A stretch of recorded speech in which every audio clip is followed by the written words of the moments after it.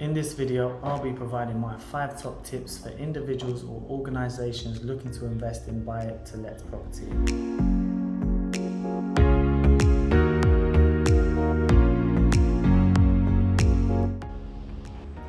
Welcome to Estate Agent Insider, your go-to channel for expert property tips and advice, or at least one day it will be. If any of this content sounds useful, please do like the video, subscribe to the channel, tell a friend to tell a friend, and without further ado, let's get into the video. Tip number 1, ensure the property achieves a healthy rental yield. Rental yield is essentially the amount of money you make on an investment property by measuring the gap between your overall costs and the income you receive from renting the property out. To calculate the rental yield, divide your rental income by the purchase price of the property. For example, if the property cost £100,000 to purchase and you were achieving £10,000 per year in rent, then the property would have a rental yield of 10%. 5 to 10% is generally considered a very healthy rental yield, and this is the sort of range you want to be aiming for. Of course, the higher the percentage, the better, so if it is above 10%, that's great, but do bear in mind it's very rare to find rental yields this high. You therefore want to try and gauge how much the property could achieve in rent, or even better, what the property has been achieving in rent, before deciding whether you want to submit an offer on the property and for how much. Tip number 2, consider the location. Selecting the right area to invest in is an important factor to consider. You want to make sure you're investing in an area that has a strong rental market and is affordable to you. This may mean that you're priced out of searching for investment property in the area you live in and have to look further afield. Personally, I don't think this is a huge issue, as the buy-to-let hotspots won't necessarily be in the close vicinity. It does mean that you will need to invest time traveling to these areas to conduct viewings, and it is also worth taking this opportunity to try and learn the area as much as you possibly can. Tip number 3, consider your target market and avoid significant void periods. Having an understanding of the current market conditions and the type of tenants that you're likely to attract will help you determine how good of a buy-to-let investment the property will be. The easiest way to do this is to speak to local letting agents to see what the demographic of tenants are made up of in the area and the average length of time it typically takes to market a property before securing an acceptable offer. Whether it's professional sharers, families or students, you should always consider each applicant on an individual basis. In other words, I don't necessarily think one demographic is more favourable than the other, providing they can meet the rental criteria such as affordability, landlord references, etc.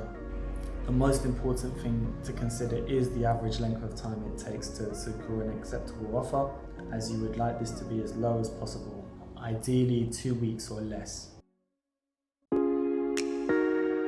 Tip number 4, ensure you comply with landlord restrictions and regulations. There is an increasing amount of red tape that comes with being a landlord. In addition to the existing certificates the landlord needs to have in place, the last 5 years has seen even more regulation be introduced which landlords have to comply with. For example, it is now a legal requirement for landlords to have a valid EICR and for the property to have a minimum E rating on the EPC. In addition to the legal certificates, it's also worth finding out whether there are any local restrictions in place for landlords. Certain areas have restrictions on property use, as the local council may be trying to limit the number of properties that are used for rental purposes in the area, or they may have restrictions on how many households or tenants can live in the property. The last point refers to HMO properties and the regulations surrounding this, this may differ depending on the area. In most parts of England, you would only be required to acquire an HMO license if you have more than 4 households living in the property. But the regulations for this are changing regularly and differ depending on the area, so it's important to keep up to date with the latest restrictions in the area before you submit an offer on a property. Last but not least, tip number 5, make sure there is healthy capital growth in the area. This final point doesn't relate specifically to being a landlord, however, is still an important aspect to consider when purchasing a buy-to-let property.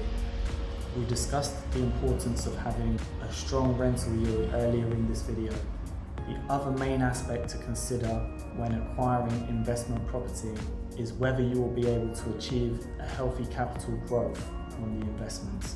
In other words, you want to ensure the property you are purchasing doesn't decrease significantly in market value, and be confident that it will hold or even increase in value over years. This is often easier said than done, as external economic and political factors can have a significant effect on the market, which is obviously out of your control and impossible to prepare for.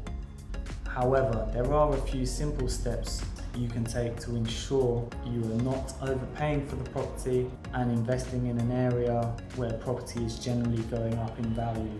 It's always worth checking the sold house prices in the area before submitting an offer to ensure what you are offering is in the ballpark of what properties in the area have been selling for. In addition, you can get a sense of how hot the market is depending on the level of interest there is on the properties you are inquiring about. For example, if the estate agent suggests that there are already lots of viewings arranged on the property, or if there are any existing offers, this would tend to suggest that the market is hot, buyer demand is high, and prices are likely to increase over the coming months. So that concludes this video. If you would like more buy-to-let tips, then feel free to ask any questions in the comment section below, or let me know if you would like any more videos on the buy-to-let process. As always, do like the video, subscribe to the channel, and I look forward to seeing you next time. Cheers.